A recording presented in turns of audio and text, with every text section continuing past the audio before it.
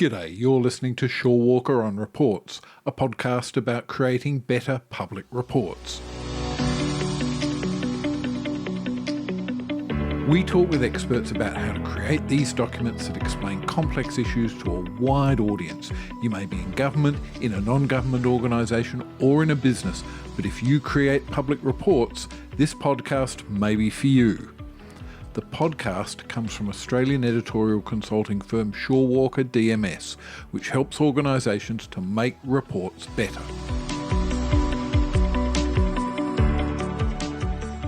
This episode of Shorewalker On Reports focuses on someone who's had a real influence on how economic reports to government get written in Australia. Former Productivity Commission Chair Gary Banks. Before his career at the Productivity Commission, Banks worked as an economist at the GATT Secretariat in Geneva, as a director in the Office of National Assessments in Canberra, as visiting fellow at the Trade Policy Research Centre in London, and as projects manager for the Centre for International Economics in Canberra. He joined the Productivity Commission's predecessor, the Industry Commission, in 1990, and in 1998 became its founding chair. Gary Banks ran the commission until 2012, and he established a reputation for being willing to push governments, particularly the Labor governments of Kevin Rudd and Julia Gillard. The Labor treasurer who took the brunt of his advice was Wayne Swan, whose top advisor Jim Chalmers is now himself treasurer. We began our discussion with Gary recounting the role that reports have played in his career. So I've had a career that started with the Tariff Board, which did reports on tariffs, and ended up as chairman of the Productivity Commission that did reports on almost everything, So my involvement in reports followed the evolution of that institution. But also I've worked for research agencies internationally and I've worked in consultancy. I've worked as a consultant myself, individual consultant, and it's always about reports of one kind or another. So it's sort of a natural thing for an economist to end up doing, is writing a report. And the sort of reports that I've written typically have had recommendations at the end of them or findings that would inform policy. These days, Banks describes himself as simply an economist and commentator, but he remains an influential voice in the Australian economic debate. He continues to think about how that debate should be conducted and about the place of the Commission's reports in it. And he thinks the space for reports and studies is growing. When I was at the Productivity Commission, it was noticeable to me that the attitude of departments of state changed towards having the Productivity Commission working on their patch. So in the early days, they jealously guard anything to do with the policy that they would be advising on the minister. And in the latter stages, they were more likely to encourage the Commission to do work that would help them in their own task of coming up with policy advice. And I think that was partly to do with, I suppose, greater trust in the institution, that it could do a good job for whatever reason that came about. But also partly, I think, their capacity to do the research, particularly more technical research, was diminished. And so I think with the rise of the generalist, there's been a bit of a cost in terms of having specialists who can write the technical kind of analytical work that departments increasingly need. So I think that's an important reason why we're seeing more reports being commissioned than we might have in the early days. But also, there are more places to go if you're seeking to have such studies done externally to your organisation, whether it's a department or a private sector organisation. That's become a part of the environment that was not all that strong in the early days, when there weren't many think tanks or consultancies, and the accountants, the big accounting firms just did accounting. They didn't do the sort of consulting work. So, I think. So I do think there's a bigger place, both on the demand side and the supply side, for studies and reports that can be used to influence events and thinking and so on. I asked Banks whether he thinks reports are becoming more important to the public policy process. I think they are, and I think it reflects the fact that there's probably less trust, less acceptance of governments than there used to be. When they do surveys of trust in different institutions, politicians don't rate highly generally. So I think if a politician says, I think this is the best way to go, trust me, it's less likely to get currency and have an effect and influence than if he or she says, a report has been done by this eminent institution or person, which I'm going to adopt because I think it makes sense and gives the arguments from that. So I think people, even though experts themselves have come under fire a little bit, I think if a study has been well done, particularly if it's a study that's involved public engagement and so on and had a draft report, then a government is better able to, I think, prosecute a reform agenda or a policy agenda than if they don't have something like that to use. So where can public reports make the biggest difference? Public reports are particularly important, I think, when there's a contentious issue, right? Because you'll have, the politics will be tougher. Getting a preferred policy option through, by definition, will be harder. So the more that the public has been brought along with the process of reaching a policy conclusion and recommendation, the better. And so I think that's a very important reason for having a public report, in a sense, to bring people along and get a bit more of a meeting of minds than might otherwise have occurred. The second part of the answer to that question relates to the fact that undertaking a public report of various kinds, a public study, can be quite expensive, can be time-consuming, can demand quite a lot of the participants. And so you don't want to do it for things that aren't significant. You want to do it for things that are ideally not only contentious, but quite complex and where that kind of engagement and process will have a big payoff. Or put it the other way, if you got the wrong answer, you'd find that the costs were quite high. So unfortunately, we've seen over time, policy decisions made without that kind of process, which prove the point, that they have involved costs. Sometimes they've had to be they're policies that have had to be withdrawn after a short period of time. You think about, for example, the export ban on live cattle to Indonesia, right, which happened after a Four Corners program. So within 2 days of that program, or within 3 days, a decision was made to ban live cattle exports to Indonesia because it looked like they were being maltreated in the abattoirs in Indonesia. That had to be reversed, and that wasn't based on anything other than the sentiment, really, in the sense that it'd be good politics, but the costs were very high. And in the end, they had to come to another way of dealing with the problem. So I think the more significant the issue, the more contentious, the more important it is to have that kind of, systematic approach. Banks has warned of the increasing tendency for policy players to invent or manipulate data to suit a predetermined position. But he also points out that reports can fight that tendency because they put on the record the stated reasons for policy and let those reasons be examined. I think it is a natural tendency. A chap called Darrell Huff wrote a book years ago called How to Lie with Statistics. I was in first year at Monash University and I thought this was outrageous, But he was making a point, and that is, you can manipulate statistics, and you've heard the concept of policy-based evidence, So the whole process of research and evidence can be debauched, if it's used in the wrong way. So, and it does happen, and it's a natural tendency, and it's a natural political tendency, I think, to do that.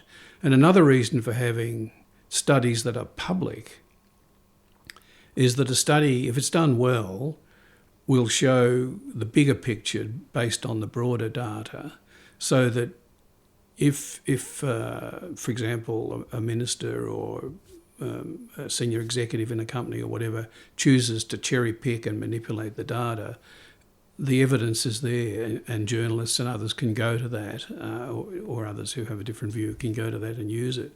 So, one of the functions of a study, if it has shelf life, is it can remain there, in a sense, to prevent data being misused or just manipulated in ways that would be wrong from a policy point of view, even though politically they may have, it may have attractions.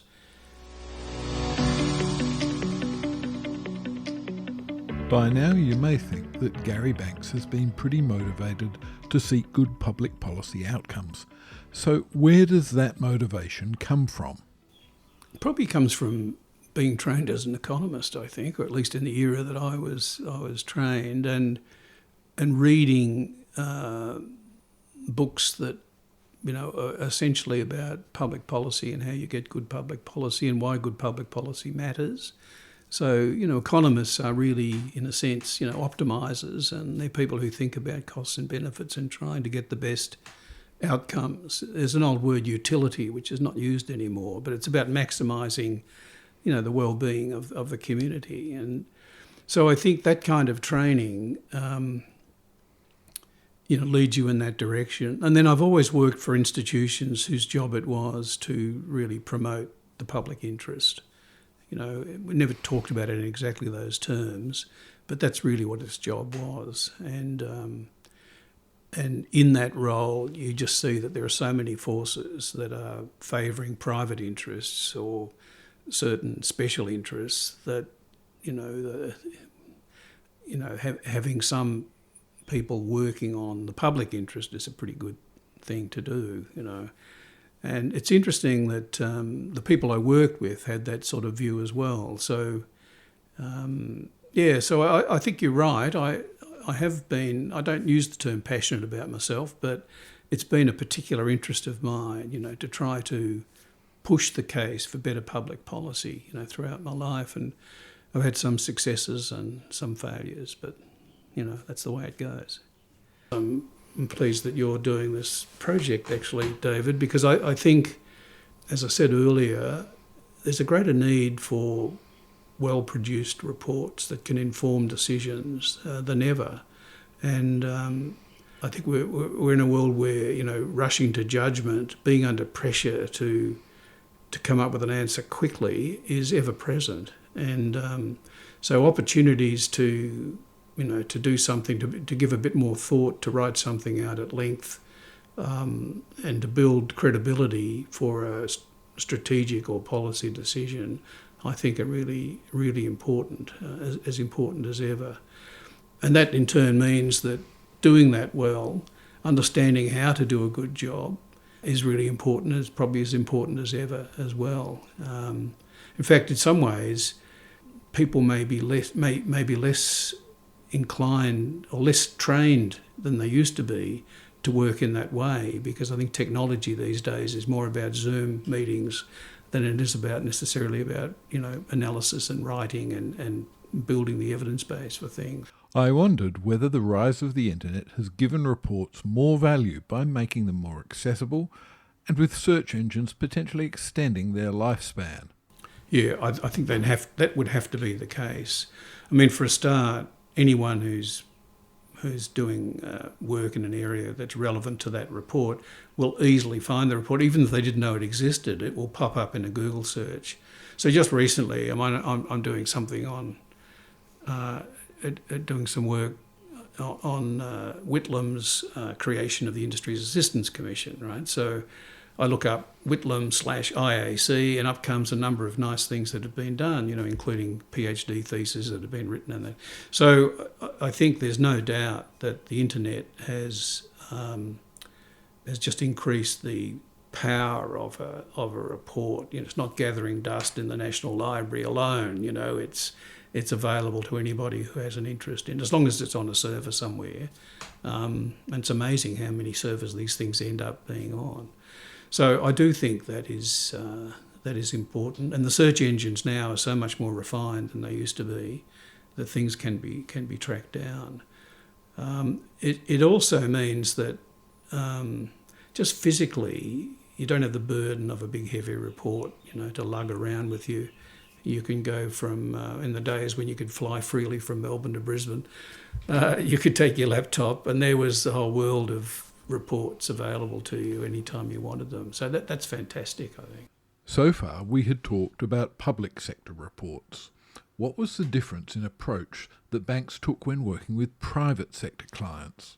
Yeah, that's a good question. So, working as a consultant in the private sector, but having public sector and private sector clients, the challenge really I found was to get agreement on the project in a way that would allow, it gets back to my earlier point, would allow us to do what we thought was a good job, a thorough job, and not be unduly constrained in doing that.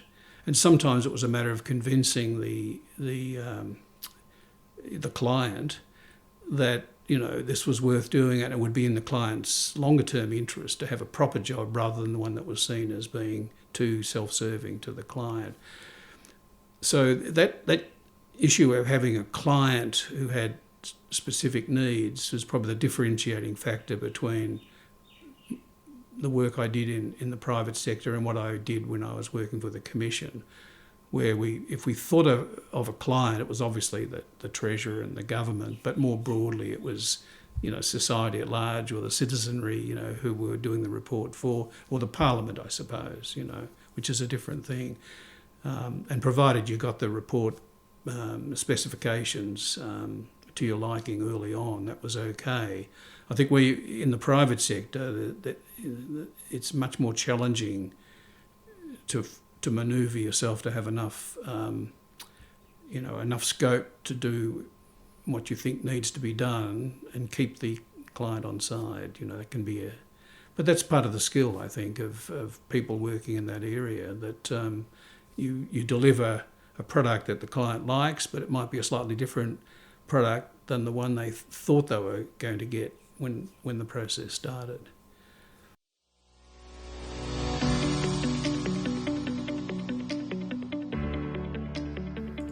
So, those are Gary Banks' thoughts on the role of reports. In the second part of our Gary Banks interview, we'll explore the task of actually producing reports.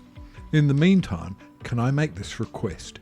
You've found this podcast interesting enough to make it all the way to this sign-off, so please consider subscribing and giving us a rating in Apple Podcasts or your other podcast software. That will help the podcast get better known. And if you need to create better reports, you can hire us to help you get it done right. I'm David Walker and I run Australian editorial consulting firm Shorewalker DMS. Shorewalker DMS produced this podcast and we help organisations to make reports better. You can find more ideas like these at our website, shorewalker.net, and to talk to us confidentially, without obligation, you can contact us through the contact form at shorewalker.net. Take care.